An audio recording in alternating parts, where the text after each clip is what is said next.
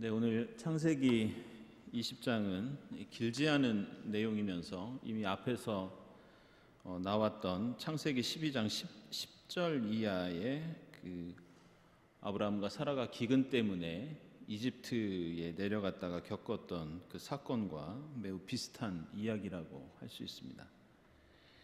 오늘 본문에 나오는 이 사건은 아브라함이 그랄 땅에 잠시 머물면서 일어난 일인데, 자기 아내 사라를 누이라고 사람들에게 거짓으로 소개하였고, 또 머물던 그 그랄 땅의 왕 아비멜렉은 그 사라를 아내로 삼기 위해서 데려갔다는 그런 이야기입니다. 하지만 하나님께서 이 아비멜렉의 꿈 속에 나타나셔서 사라가 남편이 있는 여자라는 걸 알게 하셨고, 다시 아비멜렉이 사라를 아브라함에게 돌려보내면서 큰 화를 면한다는 그런 말씀입니다.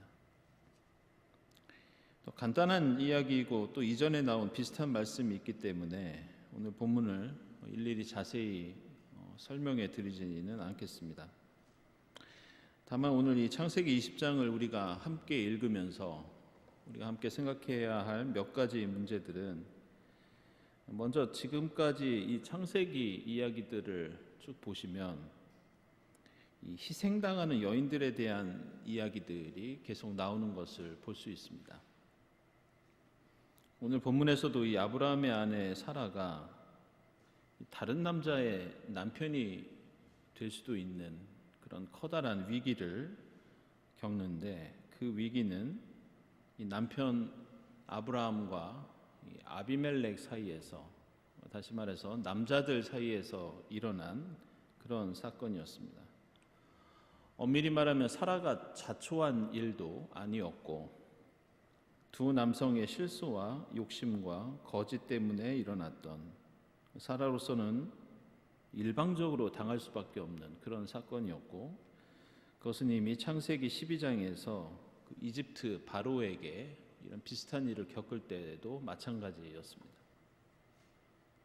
이것은 오늘 본문 바로 앞에 나오는 19장 30절 이하의 그 롯의 두 딸들에 관한 말씀도 마찬가지입니다. 남편이 없고 아이가 없으면 마치 사회적으로 존재할 가치가 없는 것처럼 여겨졌던 당시 환경 속에서 이 롯의 두 딸은 생존을 위해서 아버지를 이용해서 아이들을 가졌고, 그들을 통해서 모압과 암몬 족속이 생겼다는 그런 말씀이 나옵니다. 이처럼 구약 성경에는 지금 우리의 관습으로 보면 또 이상하고 또 납득이 되지 않는 그런 사건들과 이야기들이 자주 나오는데, 이 롯의 두 딸에 관한 이야기처럼 이것은 21세기의 윤리적인 기준으로 보면 이해할 수 없는 부분들이 많이 있습니다. 그러나 창세기에 등장하는 이런 이야기들은 지금부터 무려 4,000년 전에 일어났던 일들입니다. 그래서 당시에는 여성들이 남성들에게 종속되어 있어서 하나의 소유물로 여겨졌고, 그리고 그것으로 인해서 상당히 많은 고난을 겪던 그런 시대였습니다. 따라서 롯의 두 딸들이나 앞으로 등장할 하갈, 레아, 라헬, 다말, 이런 관련된 여성들과 가족에 대한 이야기들은 지금 우리의 기준이 아니라 당대의 상황에 맞추어서 생각해야 할 이야기라고 할 수 있습니다. 그래서 이 19장에 나오는 소돔의 멸망 이야기에서도 비록 손님을 환대하는 당시의 관습 때문에 그런 거라고 볼 수 있지만, 곰곰이 생각해 보면 이 남자 손님을 환대하고 안전하게 지키기 위해서, 그리고 갑자기 들이닥친 그 이웃의 폭력적인 남자들을 진정시키기 위해서 롯은 두 딸들을 넘겨주겠다고 제안합니다. 게다가 이 19장 본문을 지난 시간에 저희들이 살펴보았지만 자세히 보면 자신의 운명이 걸린 문제인데도 그 어디에서도 당사자들인 이 두 딸들이나 이 롯의 아내가 의견을 말하거나 또 롯이 그러한 결정을 하는데 개입한 흔적을 찾아볼 수가 없습니다. 게다가 심지어 이 롯의 아내가 소금 기둥이 된 이야기에서도 이 이야기 전체에서 롯의 아내는 이름조차 등장하지 않습니다. 그리고 단지 뒤를 한번 쳐다봤다는 이유로 어떤 불순종과 어떤 죄악의 상징처럼 지금까지 우리의 뇌리 속에 남아 있습니다. 따라서 창세기에는 당시에 희생당하는 여인들의 이야기들을 쉽게 발견할 수 있고 이 19장의 롯의 두 딸들처럼 그럼에도 불구하고 무언가 이러한 환경을 극복하기 위해서 몸부림치던 여인들도 있었던 것을 볼 수가 있습니다.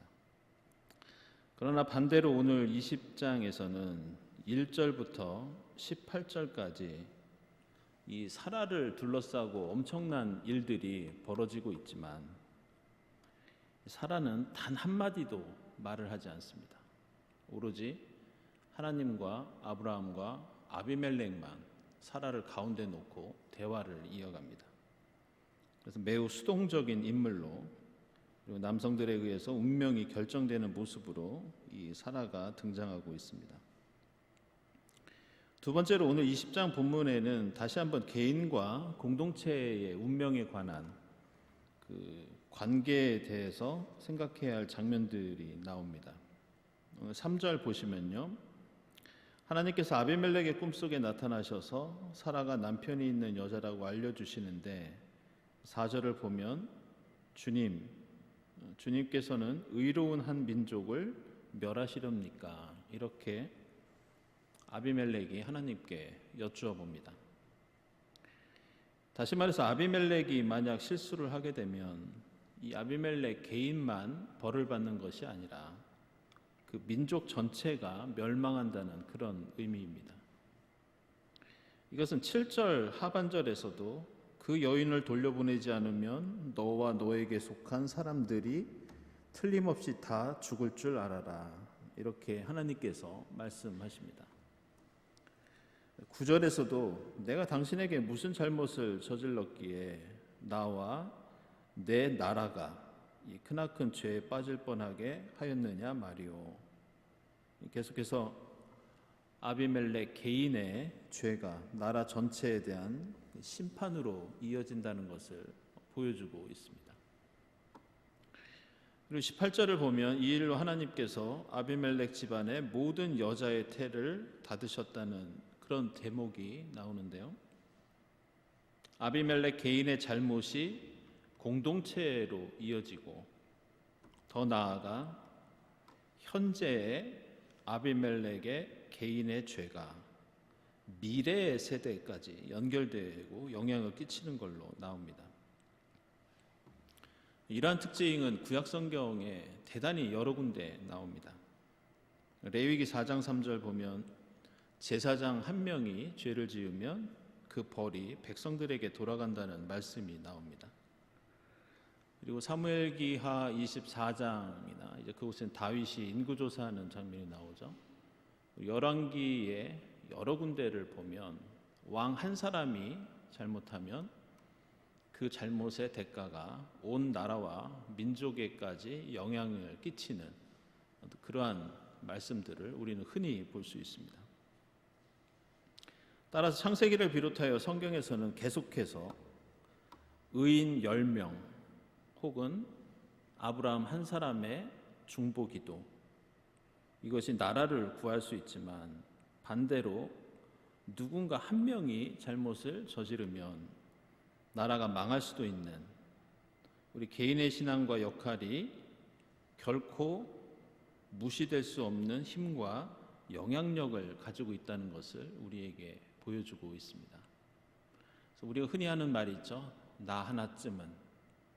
성경의 입장에서 보면 이 말은 결코 유효한 표현이 아닙니다. 나 하나가 세상을 구원하는, 예수 그리스도 개인이 전 인류를 구원하는 그런 진리의 말씀도 우리는 잘 알고 있습니다.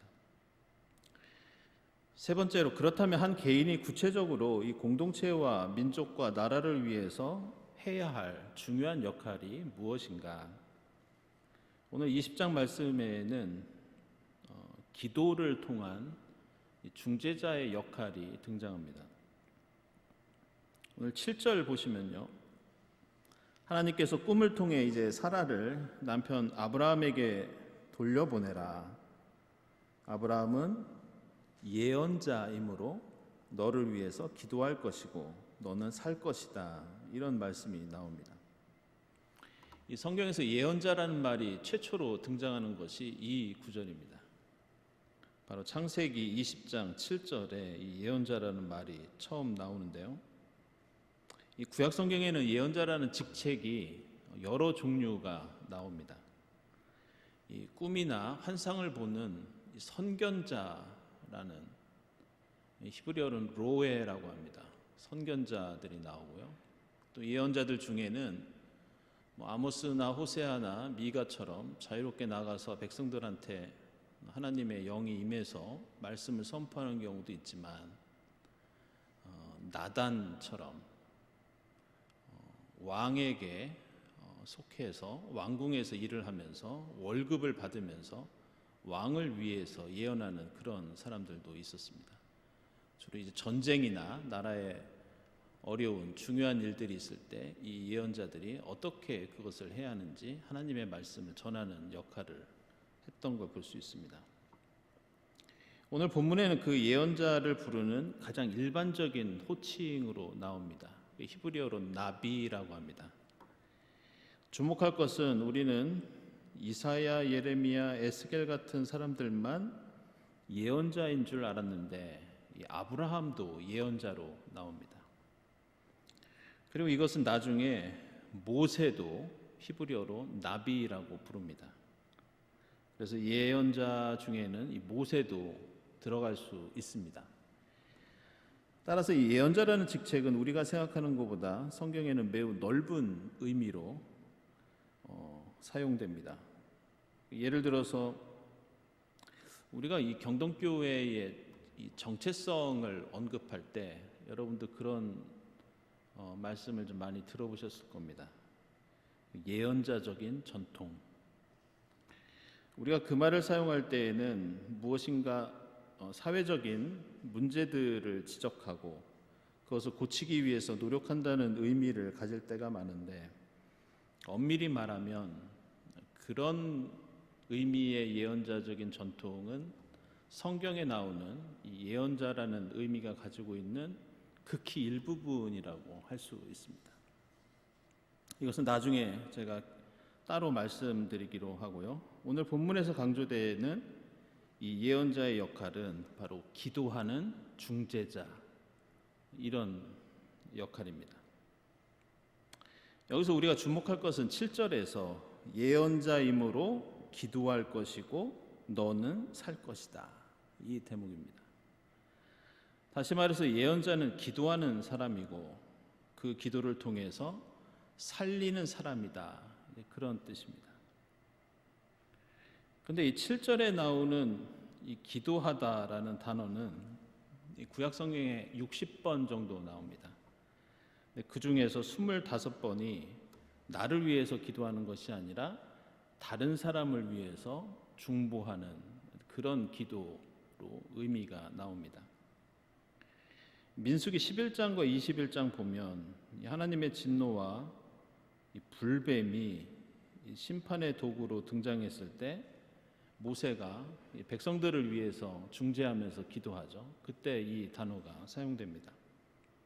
신명기 9장 20절에서도 이 백성들과 아론이 금송아지를 만들어서 하나님께서 진노하시고 또 심판을 내리시려고 할 때 그때 모세가 역시 기도할 때도 이 단어가 그대로 사용됩니다. 그리고 예레미야서 7장과 11장을 보더라도 예언자 예레미야는 단순히 말씀을 선포하기 때문에 예언자가 아니라 백성들의 자리에서 하나님을 향해서 백성들을 위해서 기도하는 역할, 이것이 예언자의 또 하나의 중요한 그러한 직책, 역할이라고 할 수 있습니다.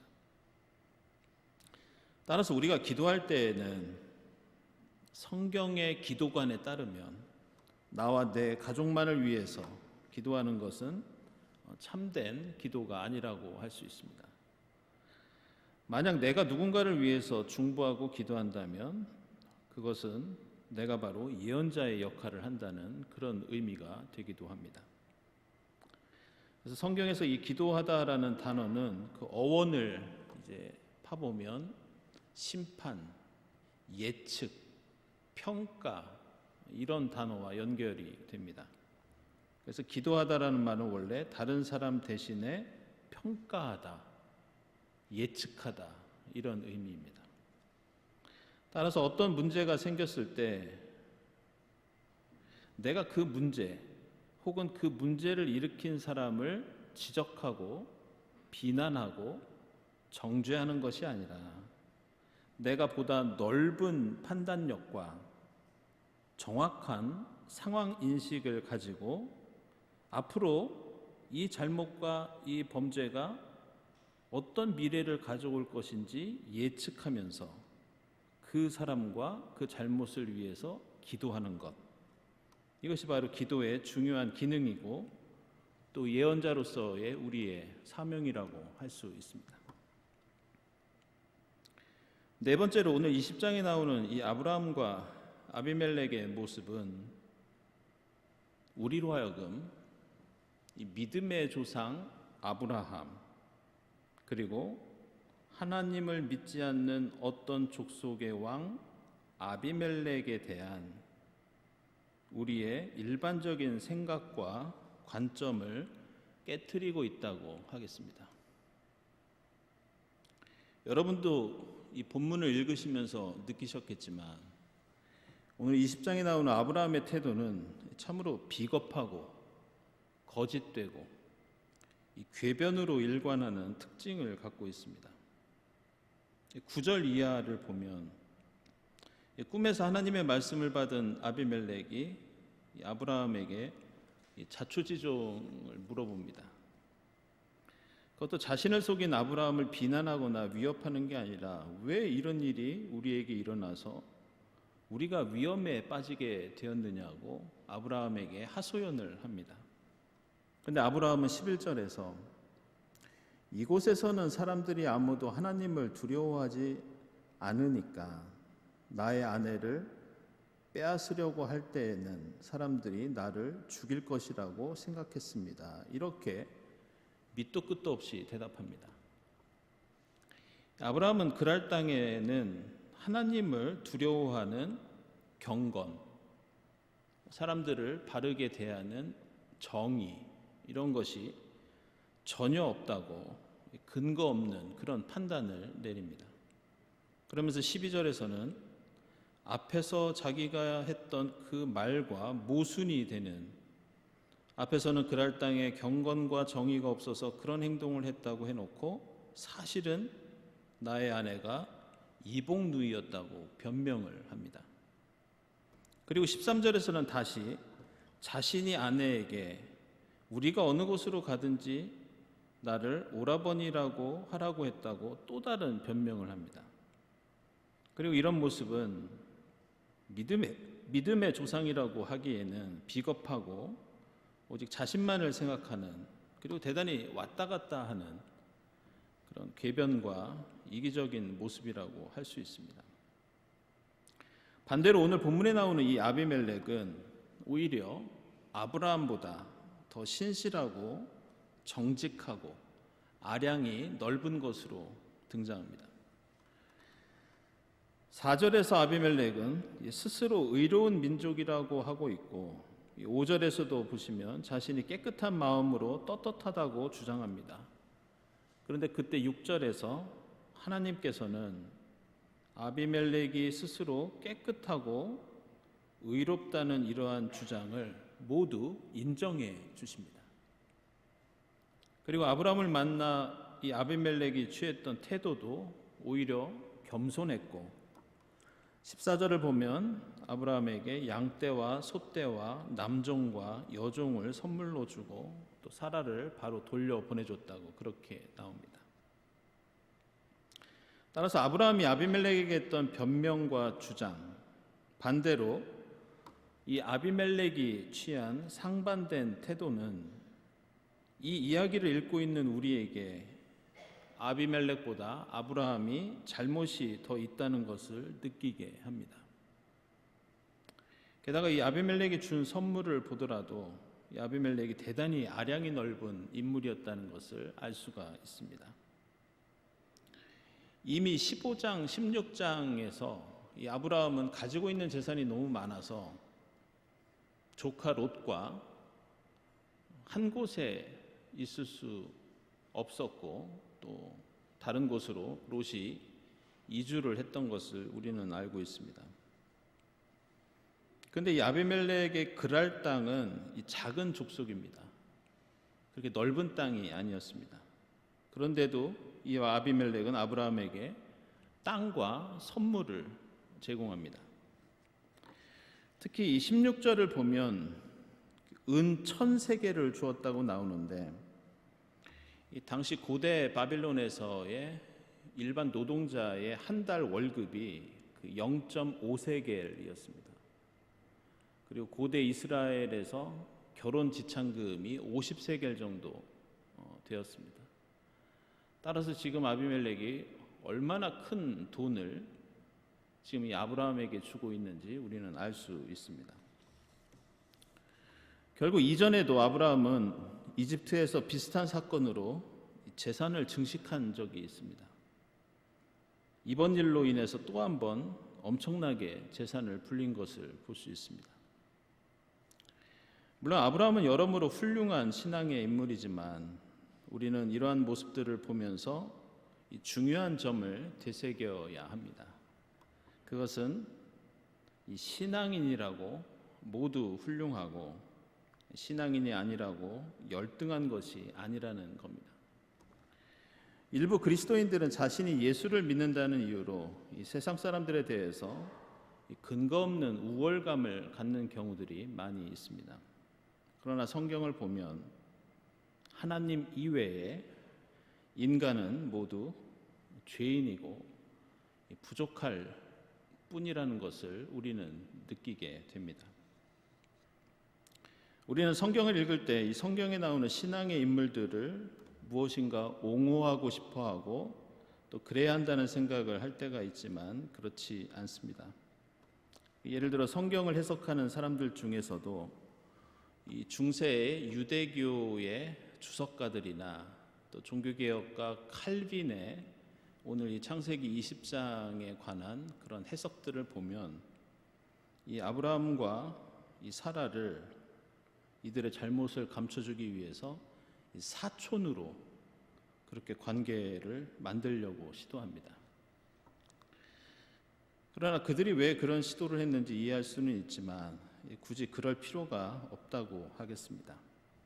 성경의 인물들이 대단한 신앙의 면모를 가지고 있는 경우들이 있지만 그렇다고 아브라함이나 다윗 같은 인물들이 우리보다 근본적으로 더 우월하거나 월등한 그런 신앙을 가졌다고 볼 필요까지는 없겠습니다. 오히려 우리 주변을 보면 신앙의 어머니들이나 우리 주변의 신앙의 아버지들을 보면 이런 분들은 참 성경에 기록돼도 부족함이 없겠구나라는 그런 신앙을 믿음을 보여준 분들이 많은 것을 느낄 수 있습니다. 따라서 우리가 성경 인물들을 모범으로 삼는 이유는 그들을 단순히 높이기 위해서가 아니라 철저히 우리의 삶과 신앙을 위해서이고 우리는 오늘 이 아브라함과 같은 실수를 하고 있지 않은가 그렇게 스스로를 반성해보고 살펴보는 것으로 충분하다고 하겠습니다.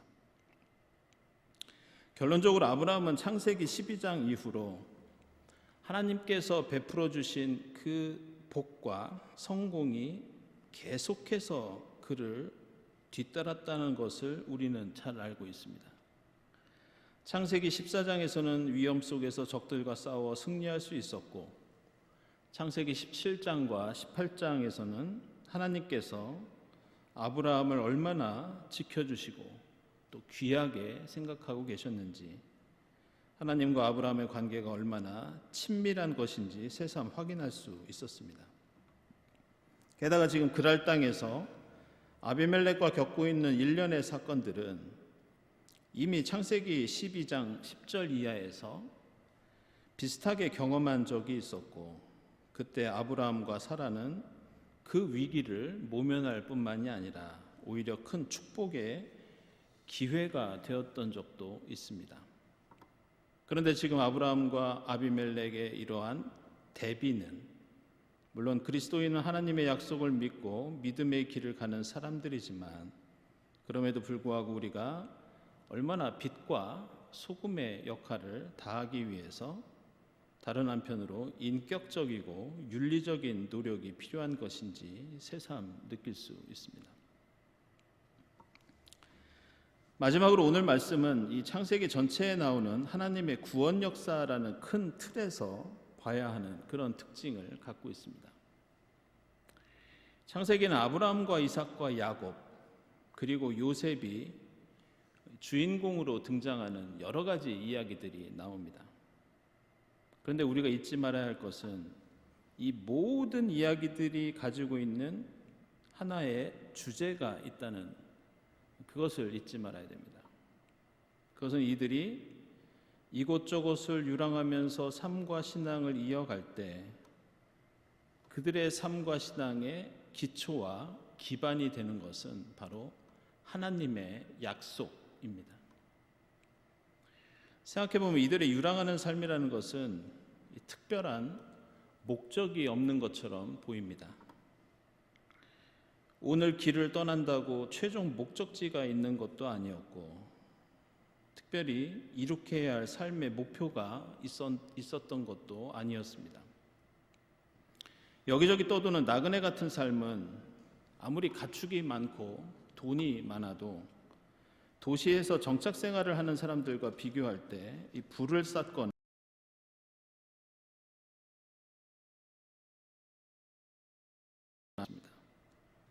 그래서 아브라함과 이삭과 야곱의 삶은 종종 목적 없이 하루하루 위기를 모면하고 의식주를 해결하면서 생명을 이어가기 위해서 사는 것처럼 보일 수도 있습니다. 그러나 이들의 삶의 목적은 다른 사람들과는 달리 바로 하나님의 약속에 있었고, 그 약속이 이들의 매일매일의 삶을 이어가게 하는 원동력이었고, 비록 공간적으로는 어디를 향해 가야 되는지 그 목적지를 알 수는 없었지만 온 힘을 다해 하나님의 약속의 성취를 위해 살았다는 그런 특징을 갖고 있습니다. 따라서 그리스도인들이 아브라함과 이삭과 야곱과 같은 삶을 산다는 것은 단순히 이곳저곳을 유랑을 하느냐 유랑하지 않느냐 이 문제가 아니라 과연 우리는 하나님의 약속을 의지하고 그것의 기초에서 살고 있느냐, 이것이 창세기를 묵상하면서 우리가 가져야 할 중요한 기준과 삶의 태도라고 할 수 있습니다. 오늘 아비멜렉 이야기도 바로 이러한 하나님의 약속이라는 주제를 통해서 바라볼 때 이것은 한 가정의 위기라기보다는 하나님의 약속이 과연 성취될 수 있는지, 하나님의 구원의 역사가 지속될 수 있는지 이 문제를 다루고 있다고 하겠습니다. 이 창세기 20장 이야기와 비슷한 사건이 앞에서 언급했듯이 12장 10절 이하에도 등장합니다. 그때에도 아브라함은 아내 사라를 이집트 바로에게 빼앗길 뻔하다가 위기를 모면합니다. 그리고 오늘도 마찬가지 사건이 벌어지죠. 그런데 12장과 오늘 20장처럼 서로 비슷한 이야기가 여기서 끝나는 것이 아니라 26장에서도 유사하게 일어납니다. 26장을 보면 이삭이 흉년이 들어서 오늘 20장에 나오는 이 그랄 땅에 와서 아비멜렉 왕에게 갔는데 하나님께서 그곳에서 땅과 자손에 대한 약속을 그대로 말씀해 주십니다. 근데 그곳 사람들이 이삭의 아내 리브가를 보고 이 여인이 누구냐고 묻자 이삭은 혹시 자신을 해칠까 봐 자기 아버지가 했던 대로 그대로 자기 아내를 누이라고 속입니다. 그러다가 나중에 서로 부부관계인 것이 들통이 나서 곤욕을 치르는 이야기가 나옵니다. 이러한 비슷한 사건들, 유사한 이야기들, 하나님의 약속이 위험에 처하게 된 이 사건 속에서 아브라함과 이삭이 취한 태도는 하나님의 약속을 전적으로 믿고 의지한 것이 아니라 아내를 누이로 위장시켜서 위기를 모면하려고 했던 바로 인간적인 지혜와 인간적인 대책이었습니다. 아브라함과 이삭에게 하나님께서 베풀어 주신 가장 중요한 언약은 단연코 자손에 대한 약속이었습니다. 그런데 이 세 가지 사건들은 모두 그 자손에 대한 약속을 이어갈 아브라함과 이삭의 아내들이 다른 사람의 아내가 될 수 있는 엄청난 위기였습니다. 그러나 하나님의 약속을 굳건히 믿고 의지했다면 혹시 아내들에게 생길 이 위험은 당연히 하나님께서 함께해 주시고 이겨낼 수 있는 그런 시련과 위험이었습니다. 그러나 아브라함은 그 약속이 눈에 보이지 않는다고, 그 약속이 시간이 오래 지나면서 계속해서 지연되는 것 같다고 하나님의 약속에 의지하기보다 자신의 생각과 지혜, 잔꾀로 그것을 이겨내려고 했고 오히려 더 큰 불행이 될 수 있었던 것을 볼 수 있습니다. 부끄럽게도 하나님께 부름받은 이러한 믿음의 사람들이 저지른 실수와 잘못에 대해서 성경은 하나님께서 직접 이들을 책망하시는 것이 아니라 창세기를 보면 이방 나라의 왕을 통해서 질책당하는 것을 볼 수 있습니다. 창세기 12장에서는 18절과 19절에서 이집트의 바로가 아브라함에게 왜 거짓말을 했느냐고 꾸짖고 있고, 오늘 20장의 9절과 10절에서는 아비멜렉이 아브라함에게 책망을 하고 있습니다. 그리고 나중에 26장에서도 이방 나라의 왕의 입을 통해서 이삭이 비난을 받고 있는 것을 볼 수 있습니다. 우리가 그리스도인으로 산다는 것은 그것이 비록 눈에 보이지 않고 너무 오랫동안 기다리는 것 같고 미련하고 어리석은 것 같지만 하나님만을 바라보며 견디고 이겨내는 것, 하나님의 약속만을 의지하고 꿋꿋이 믿음의 길을 가는 것, 바로 그것이 우리 그리스도인의 삶이라고 할 수 있습니다. 이제 다음 주에 다룰 21장에서는 드디어 사라와 아브라함에게 아들 이삭이 태어납니다. 하나님의 약속은 결코 취소되지 않고 끊어지지 않고 바뀌지 않는다는 것, 이것을 믿고 의지하면서 믿음의 길을 가는 것이 그리스도인의 삶이라는 것, 오늘 이 말씀을 통해서 이 사실을 마음에 품고 오늘도 내일도 굳건히 믿음의 길을 가는 여러분이 될 수 있기를 바랍니다. 말씀을 묵상하면서 함께 기도드리겠습니다.